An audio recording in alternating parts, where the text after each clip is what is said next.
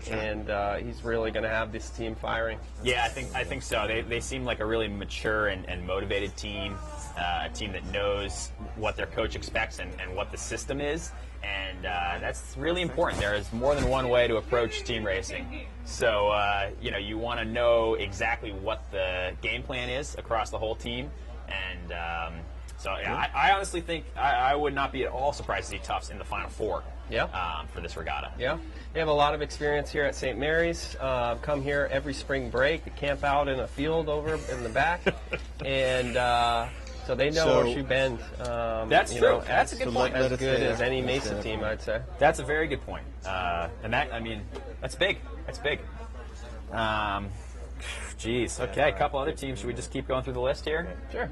Why not? All right, so we're going, this is where we're How at. about We're South not gonna worry Atlantic? about it. At later date, got we'll be the able to College of move Charleston the and link University of from South the Florida. back to this site. The USF team, they've already got a couple of good wins on the board so far during this regatta. It's right. And but I think they're those fast. old videos They're that broadcasted on and women's, as you put it, they're hard yeah, to beat. they are. They say that. Hard to beat. Yeah, they are going to fight to the last cross. That's great. And they're going to bite. How many viewers? They're going to bite. They're going to bite. Always Take a leap. Always a tough team to go against. Led by Chris Stockey, I'd say, and they have Fernando Monor from Puerto Rico.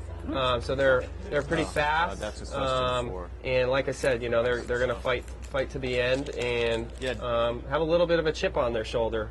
They're in a conference with College of Charleston, and which is a national powerhouse, often gets a lot of the accolades down there. Yeah, absolutely. And so the Bulls, they want to show that they're a force as well. And already we've seen them get a couple good wins. Yeah, I think as a side note too, down in the South Atlantic region, it'd be great to see more of those teams engaged in team racing, because unlike some of the other conferences, they only had 3 teams at their qualifier, all of which were very good. Charleston, USF, and Eckerd. Yeah. But there's some up-and-coming teams down there that really should be getting on the team race circuit. Jacksonville, Miami, maybe some other ones. UNC Wilmington, I think, is an up-and-coming team. For a while, down the there. Gators were going hard. Yeah. I think just those programs down there ebb and flow a little bit more than some of the other conferences. For a while, University of Miami was, very much on the national stage. So maybe a little bit of a downtick, but wouldn't be surprised in the next year if they're back 6 deep at their conference championships. Yeah, I hope so. Certainly, it's very competitive down there. College Charleston is probably one of the top programs in the nation in terms of many results, coaching staff, facility, location. You mentioned the current can make it a little hard to practice team racing down there. Yeah, so they've had years and years of great teams. Only one national championship in the team race discipline. A bunch of other national championships elsewhere, and I think that current does have a lot to do with it. They could be practicing leeward mark roundings for a couple hours during a practice, and each leeward mark rounding would be different because the current changes and it's so dynamic down there. So it's kind of hard to have a kind of a clean slate to work on and get some of that repetition that's so important to learn the tricks and the nuances of the team racing. Yeah. But that team racing championship they won was only a couple of years ago, and the program as a whole has been winning more interconference regattas in the team race circuit, and something they definitely take pride in down there. Yeah, they're in a lot of Final Fours at the big team race intersectionals, so that's big for them. I'd love to see them maybe have another standout year here. Actually, they're certainly in contention for a Final Four bid. But all these teams we're talking about, if they get lazy or just get off their game, they could miss the Final 8, and then they'd really be bumming.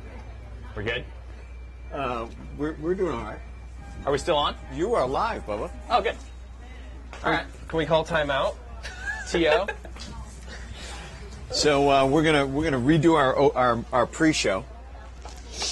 We've been broadcasting. Hi, thanks for joining us. Of course, we've been broadcasting on yesterday's channel here at Livestream. Oh. So for all of you fans on the women's that have been looking up, the Big Green fans that are celebrating up there in the library in Dartmouth. All right. So we're ready to go live when you are, Ken. All So what right. are we doing now? We're going to just do a little bit of a recap of what we already did. Okay. We've been practicing. Hey, you guys are great. Hi, everybody. I'm Dan Egan with Nick Ewenson and John Pierce. Welcome to the 2014 National College Team Racing Championships here in beautiful St. Mary's College. It's great to be here, Nick. Yeah. Excellent day. We got everything going for us. We got great breeze, a bunch of great volunteers, and off to a great start with already 30 races in the bag or something like that. They go quick, these races, John. Yeah, they do. They're banging them out. St. Mary's College, Maryland is one of the most renowned team racing venues in the game. They've won this regatta, I believe, 5 times in the history of the program, so one of the most decorated team racing programs. They've got 1 million boats, so we have 2 full fleets out there, actually 36 to be exact boats. But so the races are banging off, and Chris Gaffney, our PRO, is a seasoned veteran in the coaching here at St. Mary's, and he's run the St. Mary's Intersectional for ages, as far as I know. So they've got a big task ahead of them to finish this round robin, the 16-team round robin, 120 races. But I think they're going to do it no problem.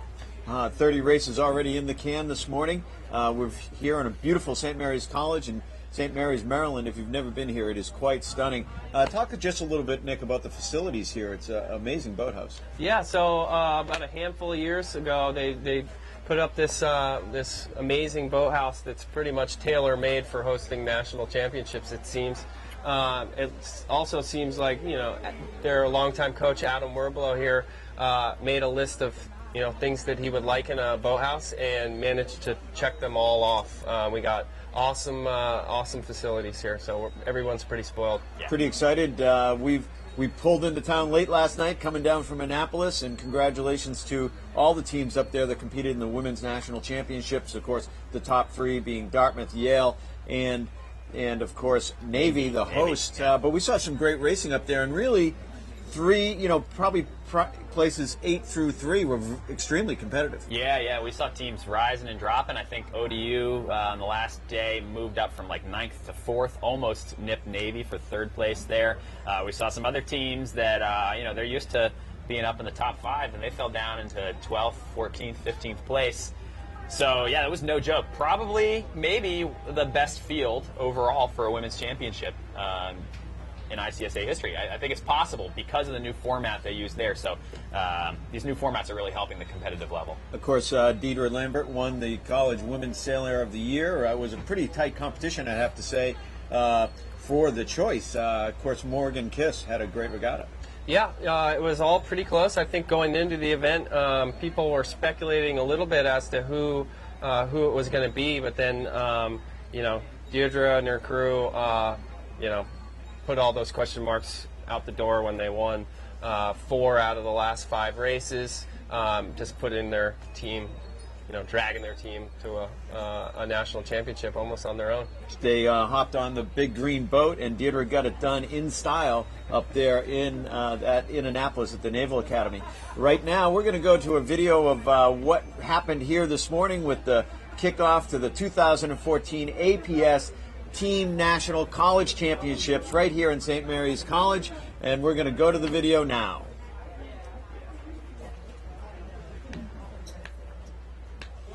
Okay, then when we come back, thanks for your help. We were broadcasting, like I said, on the Women's Championship page. That was very popular.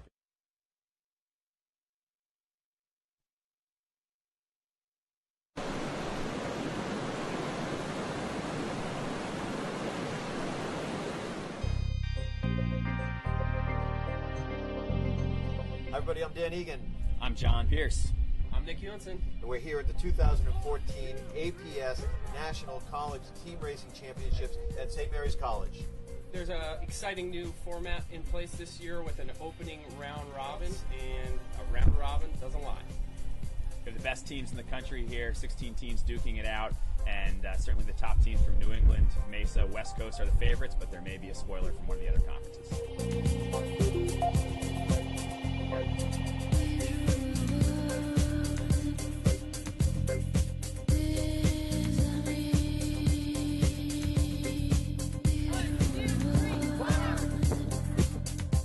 We'll be coming to you live right here from St. Mary's College.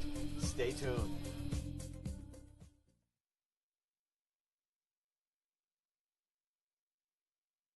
Back here live at St. Mary's College for the 2014 Team National College Championships. And already early this morning, we have some teams that are acting as spoilers. Michigan seems to be off to a great start. Yeah, we were just discussing that. Looks like they just took a race off of ODU, and they also nearly beat Charleston earlier today. That was my spoiler team. Yeah. They really seemed like they've prioritized the team racing. They went out east a bunch of times in their intersectional schedule, and though they didn't get the best results there, they're showing that the experience is paid. They're beating some good teams and definitely giving some scares to some other teams. So it's great to see that depth in the field. We want to thank you for tuning in and following along. This is your broadcast. Please feel free to ask questions, cheer on your team, and we'll get your questions and your comments on air so the world can hear. Right now we're going to go to camera 2, positioned here on the shore, pointed out at the action. And while we're doing that, John, what do you think some of the top teams to watch who are here? It's a deep field. It is a deep field this year, and there's probably a good 8 or 10 teams that have a shot at making the Final Four, even. And I'd say there's a good 5 or 6 teams that could win the championship. My 2 teams to watch, I'm going to go with Roger Williams because they won the New England Conference Championship. And then Georgetown University is a perpetual team racing powerhouse, and also they have come out of the gates kind of storming so far. They've had a lot of good wins to start off the regatta, and they're looking sharp out there, looking motivated, and it's all about execution, so you got to show up on game day. Of course, it is about execution, and we saw earlier that Stanford dropped 2 races right off the bat. Yeah, that was going to be one of my teams to look out for, Stanford. Unfortunately, they took a couple diggers in the beginning, losing to some quality competition, but certainly wasn't the way that they were envisioning this regatta starting off for them. Certainly still in it, a lot of racing to go, but that team is full of veterans. They've been here before. They've been sailing together since they're freshmen. I think most of them are seniors now. So that's a team that can weather those losses, and they'll still be in the hunt, I got a feeling, in the end. We were talking a little bit earlier about some dark horses. Yeah, the dark horses. Well, we were talking about Michigan. They're doing a great job. I would add to that list UC Santa Barbara and Wisconsin are both teams to watch. Santa Barbara has a lot of young talent, and so they're a fast team. They maybe aren't as disciplined yet. They're young. They haven't had as much team race experience, but they're definitely quick enough to get some nice wins. That's great. And, of course, this is a very interesting sort of type of racing in that, it is team racing. And just talk to me a little bit about the format and what we're going to see, because if I don't get a great start, my teammate's going to help me out by slowing some other boats down and ultimate team sport. So we have 3-on-3 competition going around an end course, and we're going to do a bunch of round robins is the format. So starting off with all 16 teams, then we're going to break it down to 8. They'll do a round robin, and then we'll break it down to a final 4. And all races count, so it's going to be pretty raw data that determines the national champion, and that's something that's always been the case at these national championships. So we the math doesn't lie. We're going to see a national championship's going to have the best record. And of course, as sailors, we know that upholding the rules is really important on the water. The onus falls on the sailor, John. It does. Team racing is, by its very nature, a very aggressive discipline of sailing. You're actively trying to screw up your opponent, and you can force them into a foul, and that is totally fine. So sometimes sailors get a little confused, sailors who haven't done team racing or match racing, and they think it's unsportsmanlike to be attacking an opponent, but that's why we love this discipline. It's exciting. You can be an active participant. Now, if there is a foul, if there's contact or another foul, the umpires can get involved. So there's 3 umpires out there following each race. They are following extremely closely to the action. They see every movement. And if there is a foul, the competitors can ask for an umpire's opinion. and the umpire can dish out some justice. So that's it. So you don't really want to be flagged, Nick, because if you don't police yourself, you have to do more circles. Yeah, that's right. So as a self-policing sport, if you believe you might have fouled, then you have that option to do a 360 to exonerate yourself and continue to sail. If two competitors cannot dispute or come up with a resolution to a dispute, then they may bring in an umpire for their opinion, and then the result of that usually is either going to be a red flag or a green flag. Red flag meaning 2 turns. So to be able to analyze a given situation in the heat of the moment and realize that there's a good chance the umpires aren't going to see it your way, it usually behooves you to take the 1 turn instead of the 2. Oh, that's it. And, there's a lot of great action. I believe we're looking at the water. Are we looking at the water, Ket? Back and forth, not right now. Let's go to it right now. We're going to the water. And now that we're at the water, John, why don't we just point ourselves out there and tell everybody what we're seeing? What we're seeing, right on. All right, turning around. Looking like we are checking out some boats. You want to go out here? Oh, okay. Okay, so we're going to watch sailing. So if you've sorted this out yet, you see these guys. So these All right, so we're going to go out and right?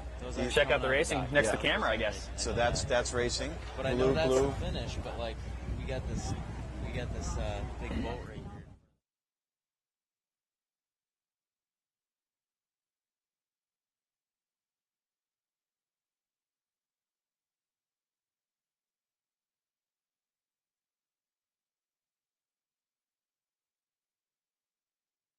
Blue and the red boats. And the final approach, it looks like ODU and St. Mary's, perhaps. All right, a little Mesa battle. I like the sounds of that. It's gonna be fun. This is good. I think we're gonna transition over here and watch some of this awesome racing. Beautiful day here. Breeze is at about 8 to 12, maybe kicking up. We've seen a couple of puffs that might have been up in the 14, 15 range. It was a little lighter this morning, so it's nice that it's bumping up. So I think blue and red, looks like red is St. Mary's and blue is ODU. I think so. ODU coming off a bit of a shocker loss against Michigan. So props to the Michigan Wolverines for taking down the Monarchs on that one. Well, we still got a ways to go in that start. 2 minutes to go. Starting to get into the heat of the moment there, but maybe we can pan over to the boats on the far side. It looked like they're on their first beat. Yeah, that's pink and green there. It looks like pink is Wisconsin and green is Texas A&M, I believe. Texas A&M. Great. So that's a good race between teams. We don't get to see as much as we'd like to. So, and it looks like a pretty even race, maybe with the pink with the 1-2, but green not too far behind. Yeah, it looks like pink has the 1-2 combo there, so that's it's gonna be Wisconsin. Pretty solid. Maybe we'll go back to the starting line and see what's going on with that ODU St. Mary's race. Looks like pretty active circling so far in the pre-start. Sure, yeah. Man, you really couldn't ask for better sailing conditions than this. Oh, bummer. The race just got abandoned. What's that about? A wind shift? Yeah, I think perhaps. Breeze has shifted too far right, maybe? Or maybe the sequence was just too far right, you think? Ah, excellent point. Got to be tough. You're getting all fired up for a first race. Yeah. Hurry up and wait. Often the name of the game with our sport. It is, yeah. I'd rather, it's good to see the race officers being active, though, and not just letting the racing fly. Too often they rush through the rotation and sometimes sacrifice quality racing. So we want to make sure there's 3 umpires on every race. We want to make sure that this course is square and everything. Maybe we'll pan back to the boats coming downwind, even though looks like Wisco guys are starting to run away a little bit. A strong 1, 2, 4. While we're watching that, we could check out some score updates. I haven't looked at the full scores recently.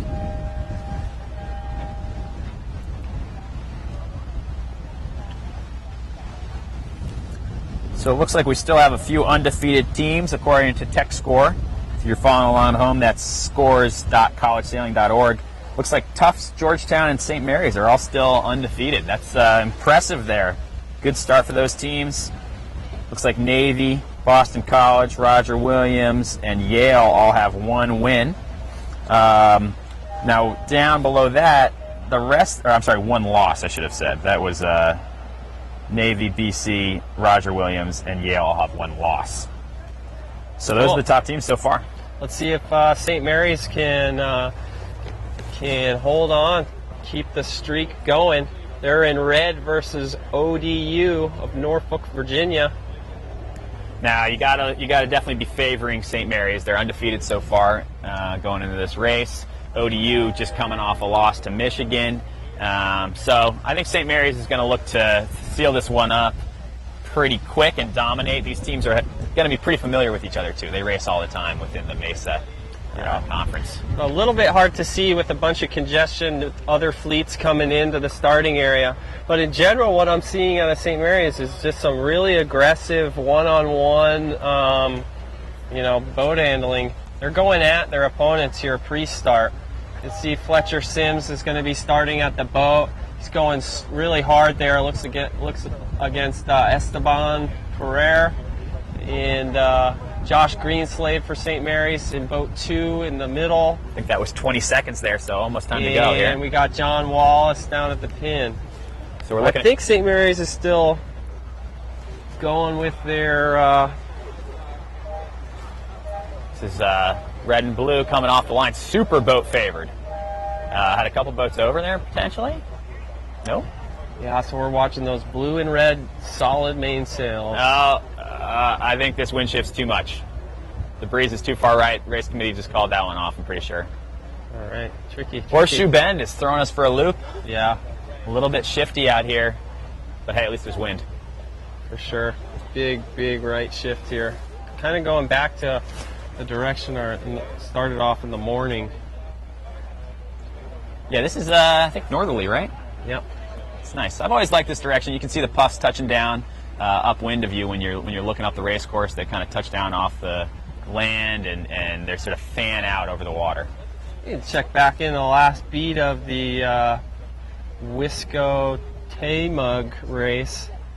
Wisco just extending more and more. Obviously, the big righty helps them. They're looking fast. Yeah. They're looking fast to me. I like the technique we're seeing. Definitely extending.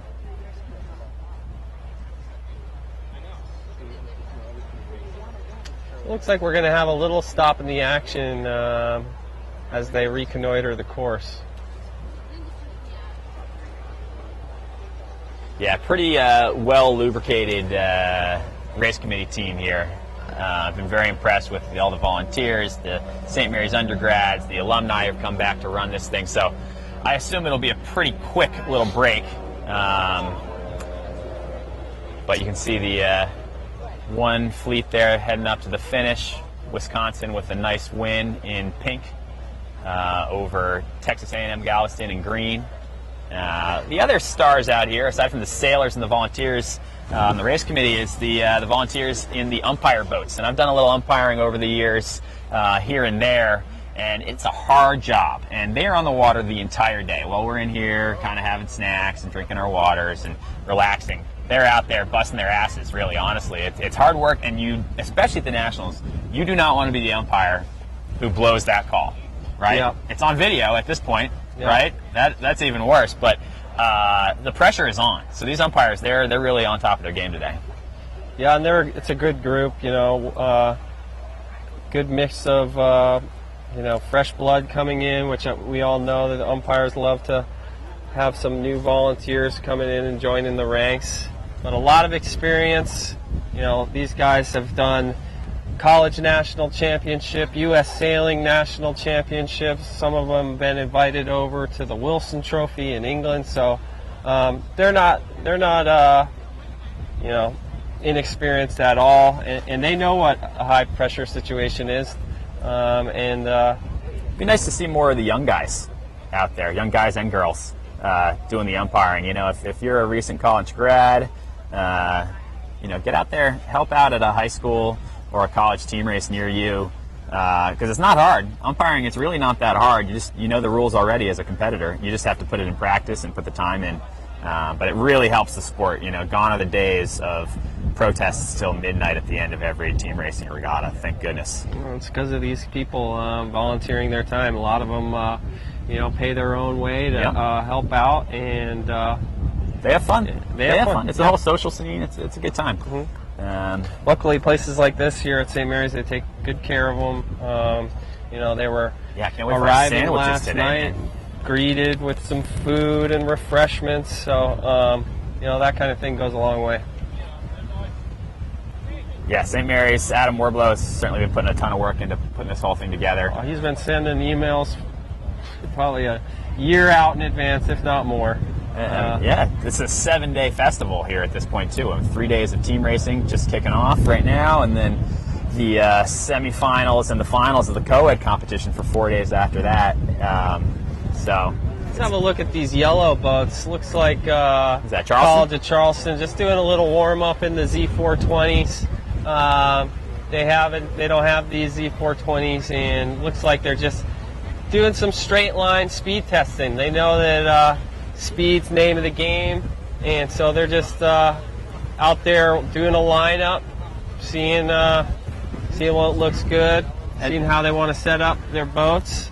Yeah, Nick, you know, you're intimately knowledgeable about the Z420s and stuff, and you think for team racing, is there anything that you would do differently when you're switching from an FJ to a Z420? You know, the teams are adjusting every rotation to new boats. Do you change the way that you race?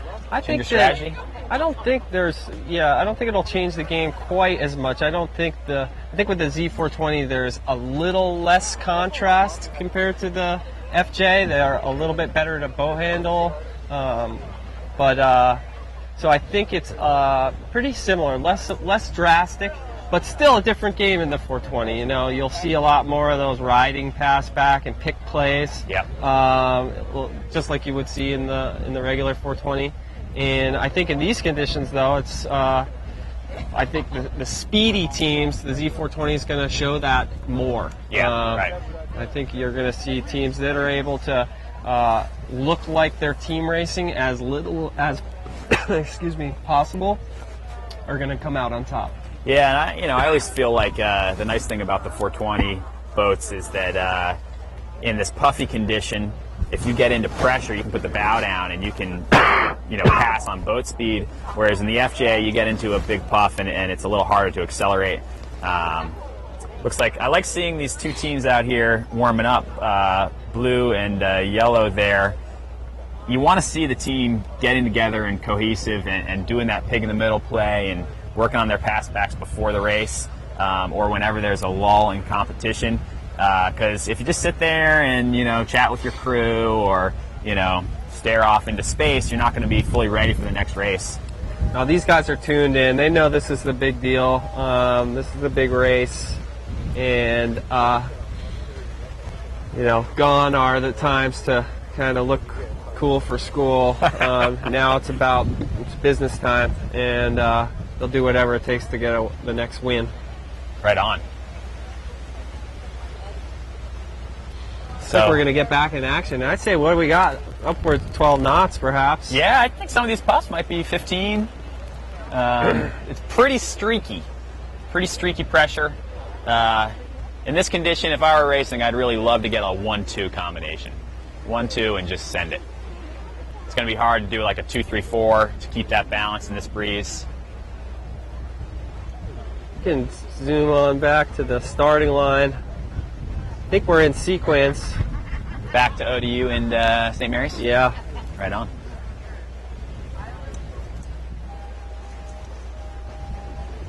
Still 2 minutes to go, though.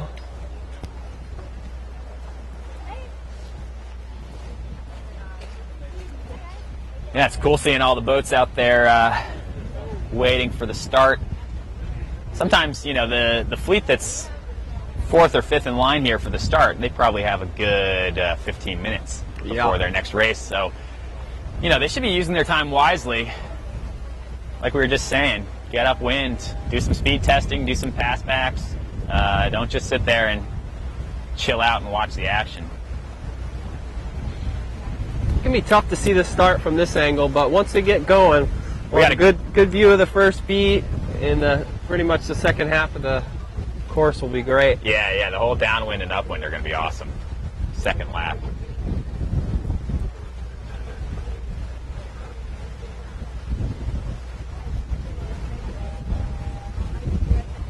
All right. Will the third time be a charm here for ODU versus St. Mary's College? St. Mary's in red, ODU in blue.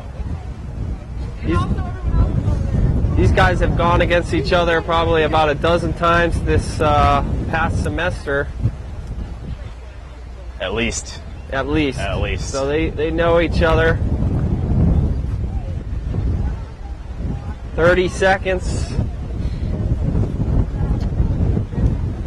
Looks like St. Mary's has looking strong at the boat, looking a little weak down at the pin, but early at the pin. And St. Mary's looking very strong in the middle. I think they've got them forced out the pin, actually. I think they've got a lock on that. They're leading back now in red. And still, starting on port is a little scary. Yeah, the port tack duck is maybe not too much. Oh, that was nice. No, that was great for St. Mary's. Nice duck for red. Yeah, I'd say.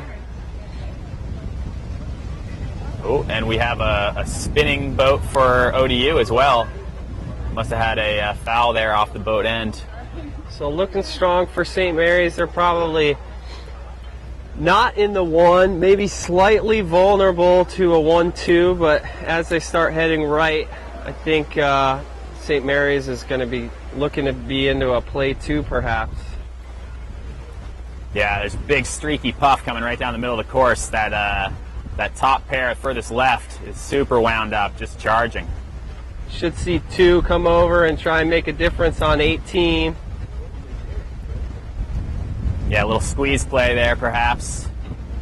Sends 18 to the next guy. I tell you, in this breeze, though, in an FJ, ODU has wheels. Yep. They have wheels. That's how they got into this regatta at the Prosser Trophy, a very windy Sunday. So I would not count them out, especially in a 1-2 combination. They have the deep 6 right now, like a really deep 6. They are just barely hanging on, kind of getting ping-pong in between 2 St. Mary's boats, that boat 18. Yeah. And St. Mary's doing a good job of using their 2-on-1 advantage. The ODU boat in the 1 just a little bit out of touch, not making nearly as big of a difference as 2 and 3 of St. Mary's. 2 here, huh? Yeah. Great. See? Cool.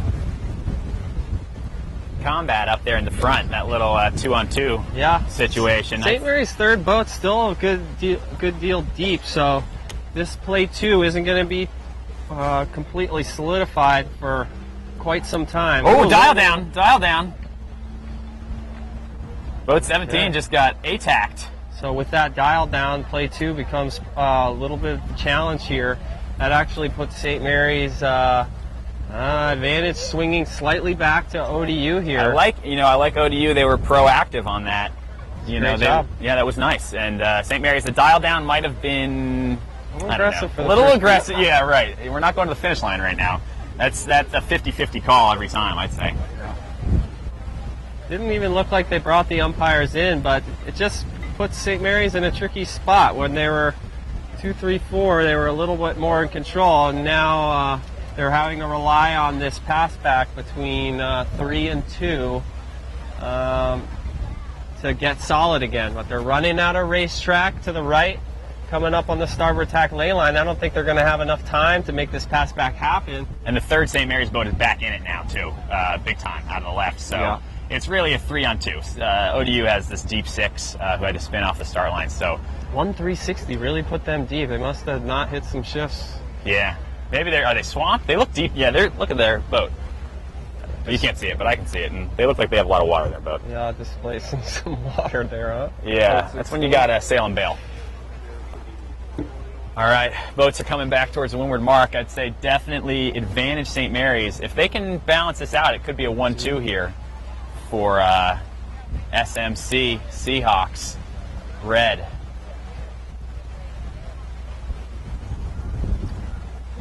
We'll keep our eye on this St. Mary's ODU race, but who is in the next race? Let me take a look on the old score sheet here. It's like Navy, perhaps? All right, critical rounding here. That would look like that St. Mary's boat got spun off by ODU. ODU's got the 2. Spin. So 135-246. this is a total scramble now. Anytime you got every other between two teams, that's an even race. And Nick, you were asking who the next team coming upwind is. That's going to be Georgetown versus Navy, so another really solid Mesa race. It's like the 4 Mesa teams just back to back to back. Yeah, teams that know each other, know how to get under each other's skin, no doubt. It looks like Okay, St. Mary's yeah. got the pass back going. Yep, solid. That was And nice work. That was a pretty exciting first beat, though. It was. Good props to ODU for really scrapping it out. Yep, they stayed in it. They always hard to be between two bad guys, and they did a good job to hang on for a while. Sometimes you know you're going to get squeezed out the back, but it's your job to just make it take a long time.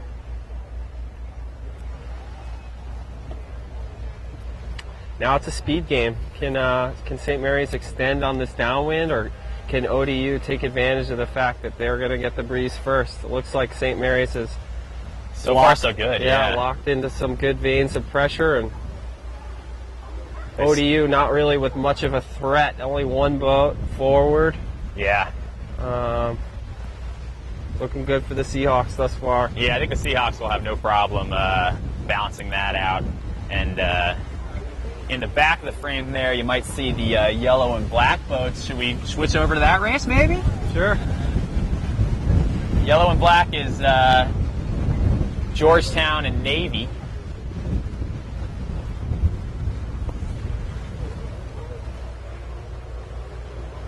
Is Navy in black and Georgetown in yellow. Looks like early advantage to Georgetown. Yeah, they got both sides strong in both directions.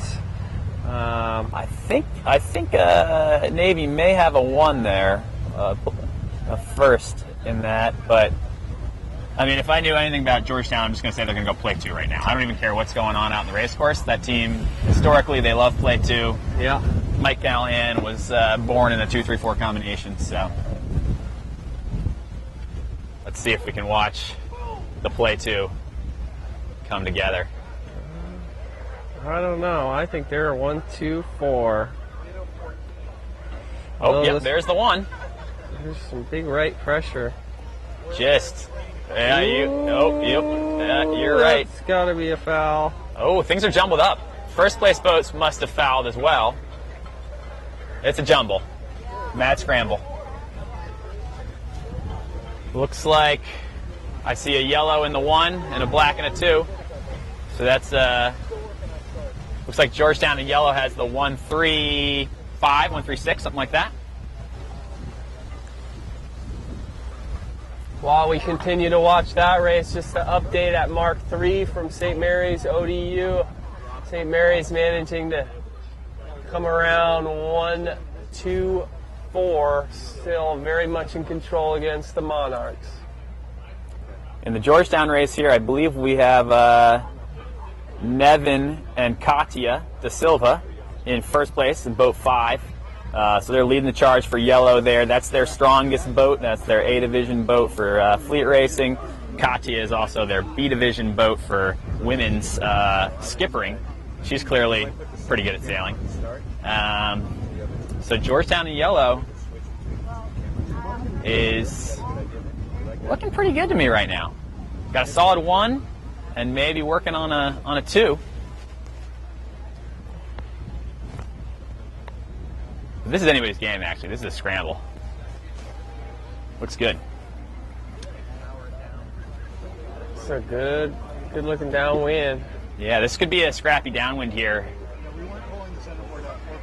Could turn into a classic 1-4-5-2-3-6 if Black Squad consolidates the 2-3. I think you're right. I think you're absolutely right.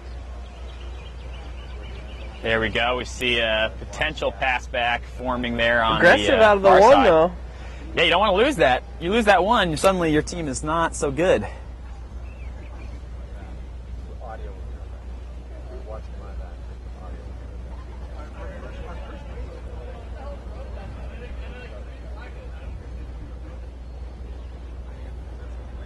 What we're going to do is we're going to bring the second camera out. In about 5 minutes, we're going to go dark for audio, but we'll still have video. While we're moving the camera out, we won't hear you. And then we'll have 2 cameras out here, and you can be camera 1, you can be camera 2, and then we'll switch back and forth. Cool. And it looks good. I don't know if you want to pop in and see what you watch, but it looks great. Great. All right, watching Georgetown and Navy here. Mesa battle. Georgetown in yellow, Navy in black. Georgetown is trying to put together a 1-2. Looks like they might have just potentially done it there. Out in the front. Meanwhile, ODU's getting back into this race against St. Mary's. Are they? Yeah, St. Mary's still has the ace, so they have the insurance plan in place.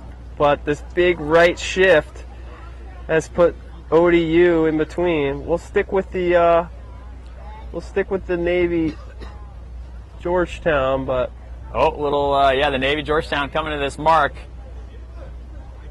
Tight on that overlap there, but I think Georgetown's clear ahead.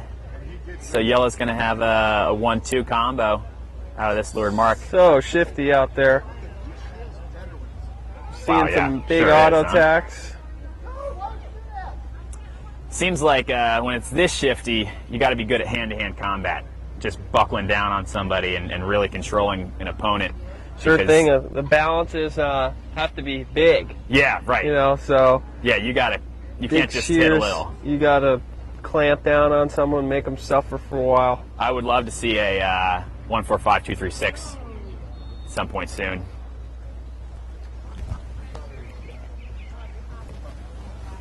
St. Mary's just capsized. A capsize? Yeah. Looks like they still got the race. I think they're still looking pretty strong. Boat number 3 just righted themselves pretty quickly. One of those big auto tacks. Up towards the finish there. That'll wake them up. Yeah, blue, that will wake you up. ODU in blue is storming back in the race. I don't think it's going to be enough. And, credit to St. Mary's. You like to be able to capsize and still win the race. That's a good sign. So big righty here. The whole course. They've got like 2 or 3 auto attacks on this beat, so It's getting weird out here. We can take it back to the yellow and black of Navy and Georgetown. Georgetown looking solid, but always a little scary when you're in last, especially when these big shifts. Yeah. I'd like to see a Navy boat, there we go, tacking out and separating a little bit, force a little bit of leverage, and one of these big shifts could screw things up. Georgetown with a solid cover there on both sides, though.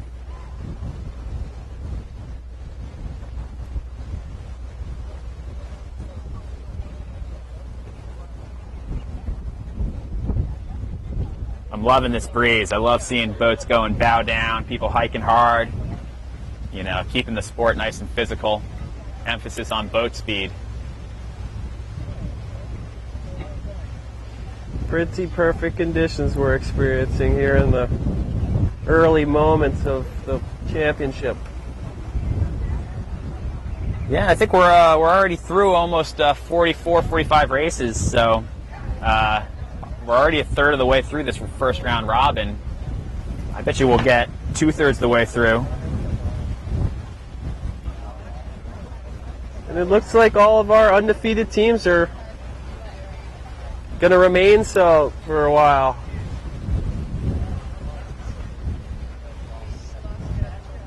Georgetown, St. Mary's. Who else was undefeated? Georgetown, St. Mary's, and Navy? no, I don't think it was Navy. Tufts.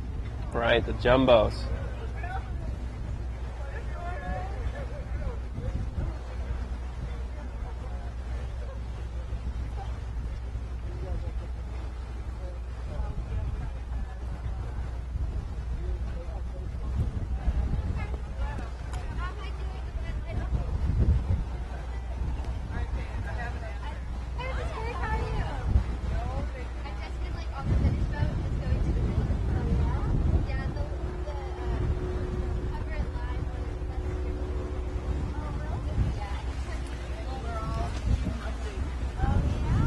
All right. I guess we could maybe start following these boats coming downwind there, the blue and the red on the first run.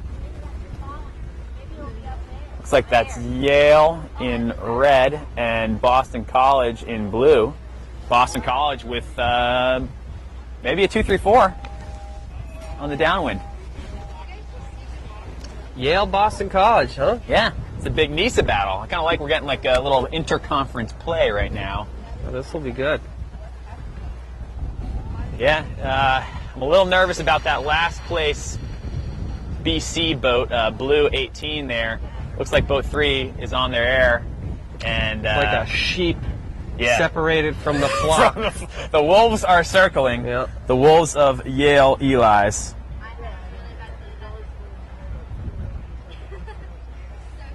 One of these BC boats, perhaps 17 comes in. It can be 18's help to the inside.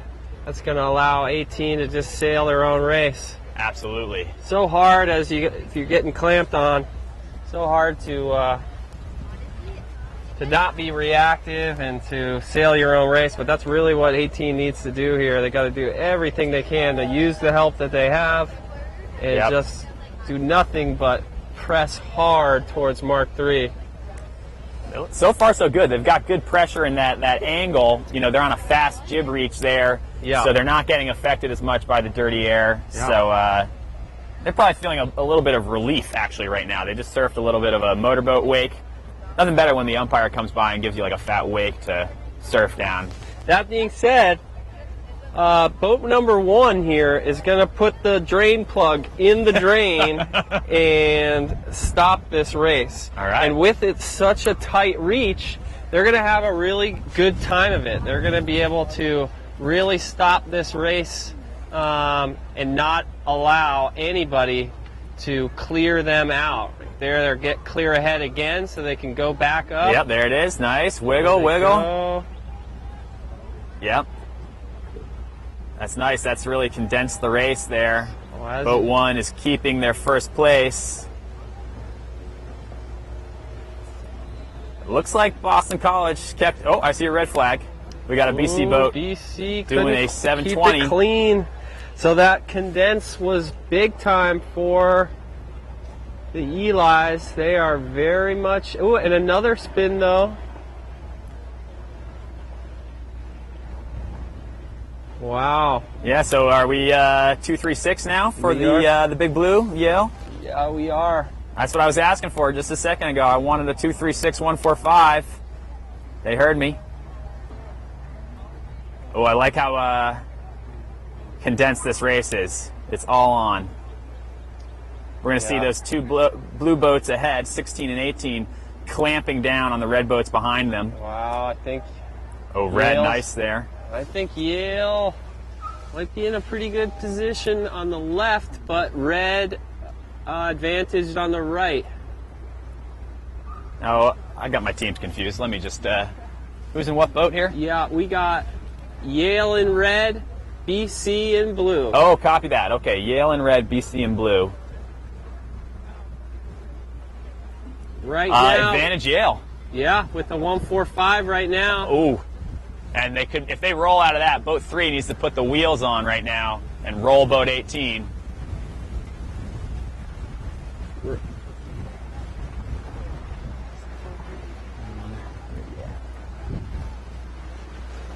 Oh, we have a protest. Boat 3 is spinning, doing a 360 there.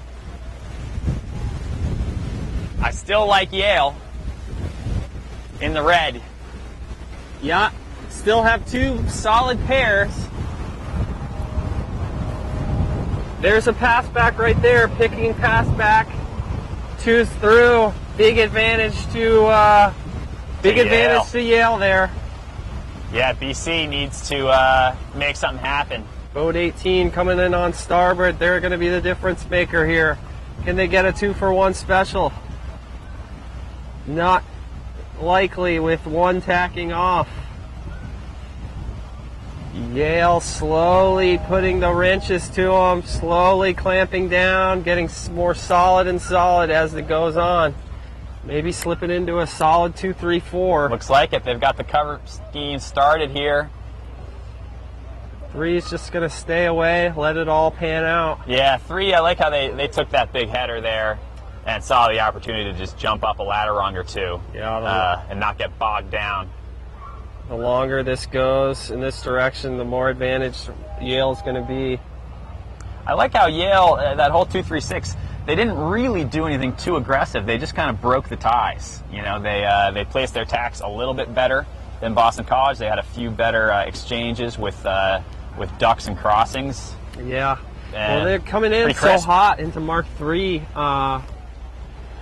that the 1 was going to have a field day condensing that race. BC was never in any position to clear them out, and as a result, big condensation and a foul as a result. True. A lot of traffic to deal with.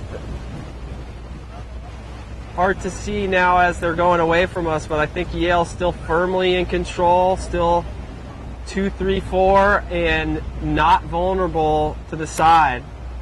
Yeah, they look solid. I think they'll probably cross the line in a 1-2 when all's said and done. But they'll stay disciplined. We'll see. Watch it all the way to the end, right? I mean, here we go. That's a big cross. 2 gets across, and that could be it. They got across the bad guy. That's their 1-2 right there. That was impressive by Yale. Yeah, good That race. was a really good beat. That's maybe a boat speed advantage showing there. I don't know. That was. It just seemed like it was almost too easy for Yale. Yeah, it came around the mark. A threesome flopped out to the left, and that eventually happened for Yale. And great turnaround. Anytime you're going into Mark 3. Your 1-5-6, turn it around the second half of the race to get the win. Absolutely. Great stuff. All right, on the first beat, let's check out pink and green. Now, for all you guys following along at home, just make sure you're checking the scores on your own as well. You can go to scores.collegesailing.org, the tech score page. Get pretty much live updates on the finishes and how everybody's doing overall. In the pink and green race that we're following right now, I believe that is Stanford and USF, South Florida. So Stanford in green, USF in the pink. Stanford looking pretty firmly in control so far.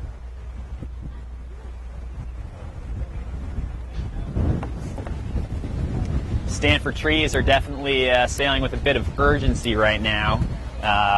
You know, they had a kind of rocky start to the day, but there's plenty of racing to go. So they're putting the hammer down right now. They appear to be winning all 3 pairs at this point in the pink and the green. You can see some boats crossing, going downwind there. I believe that might be Charleston. Yeah, those boats that just went by in the race before is Charleston and Santa Barbara. Charleston's got that one firmly in the bag.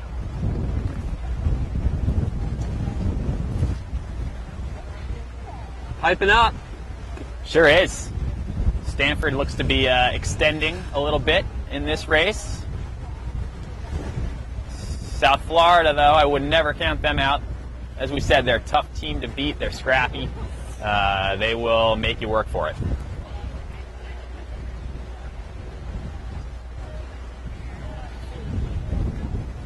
We're expecting backup from the water anytime.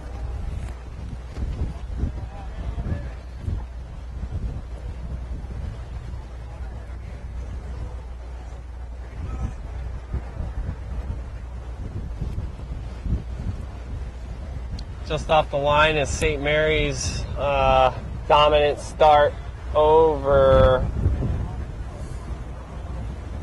UW, I think. UW. University of Washington.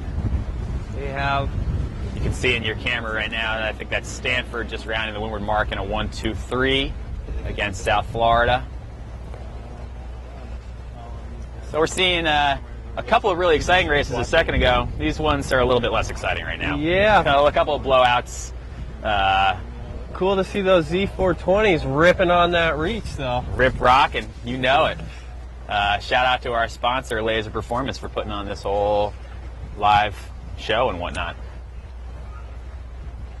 Boys, I'm behind the camera now, so keep me in the loop. Sure, Nice. We'll just watch this downwind. They're in a big pressure, big puff here, so even though it's a blowout, maybe we'll see a wipeout.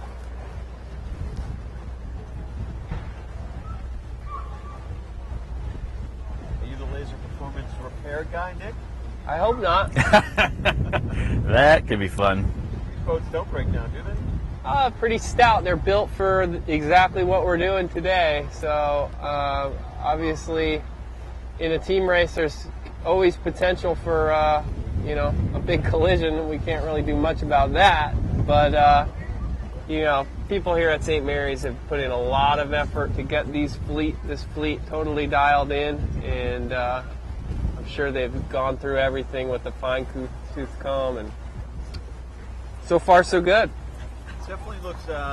This is team racing at its best, right? Because it's action all the time. The wind's blowing. There's a lot of movement, a lot of tacking, a lot of jiving. It must be a blast. Yeah, it's great. It's windy, but not too windy. So we're still definitely fully team racing. A lot of action. Sometimes when it gets too windy, you start to not see some of these team race moves. But plenty of breeze, not too much, and then also helpful are the big shifts, because that just makes for action as things change quickly. We're in sequence for another race. Yeah, it looks like 1:30, I just heard. Really couldn't ask for a better day out here in the Chesapeake, down here at the St. Mary's College. Wish you were here. You're blowing up on the live stream, boys. You're doing a good job. People are tuning in. Right on. We're just getting started. This is just the prelims. Wait till Championship Monday. We're going to pull out all the stops for that. Nick and I are going to have all sorts of weird things to tell you. Yeah.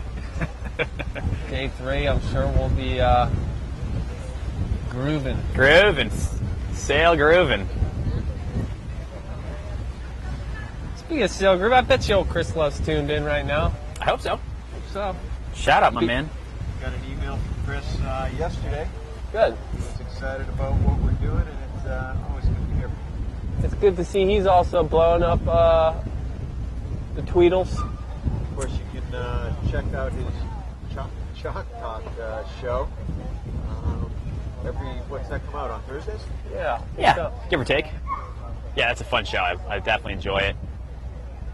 So it looks like we're still following Stanford firmly in control against USF Looks like with the Stanford's 1-2. got their sea legs back to them. Maybe a little slow out of the gate, but On the start now, who just left the line?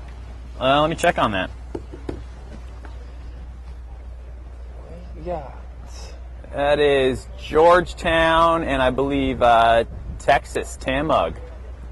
Georgetown in yellow, Texas A&M in black. Big advantage to Georgetown early. This could be a long 6 minutes for Taymug. They're going to make them hurt. Georgetown's pretty tough off the line, especially you give them a 1-2-3. The weird thing with Georgetown is they'll probably still do a 3-boat weave and keep balancing you, even though they could just run away with a 1-2.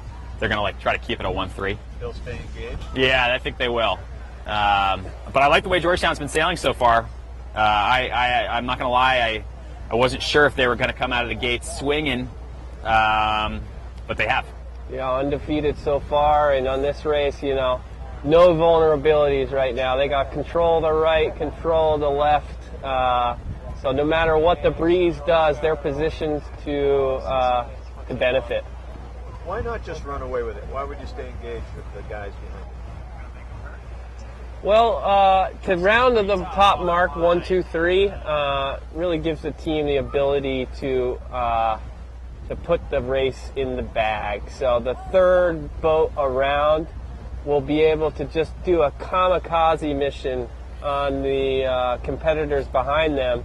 And even if at that point they finish in dead last, usually that kamikaze gets the 1-2 so far advantaged that it doesn't even matter anymore. So we'll see if they try and stay 1, 2, 3 until that last rounding, and then there's no doubt in my mind you'll see plenty of action from that last boat.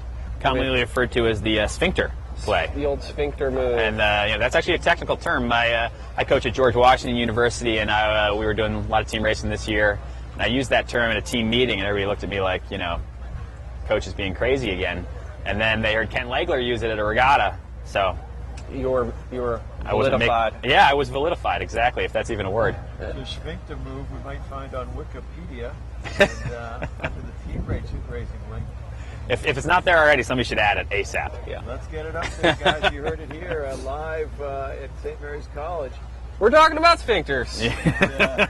Things are digressing quickly. Join the conversation. It's day one. We just started out. All the races on the race course are blowouts right now. I'm sorry to report. It's not really that uncommon for that to happen, but we've got some slight mismatches on the teams. So every